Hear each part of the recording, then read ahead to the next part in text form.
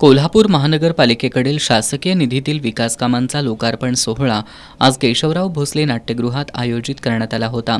दुपारी 1 वाजता कार्यक्रम असल्यामुळे राजशिष्टाचार पाळत सकाळी 11 वाजल्यापासून यंत्रणा कार्यक्रमाच्या ठिकाणी सज्ज होती, पण कार्यक्रम सुरू व्हायला सायंकाळचे 6:45 वाजले।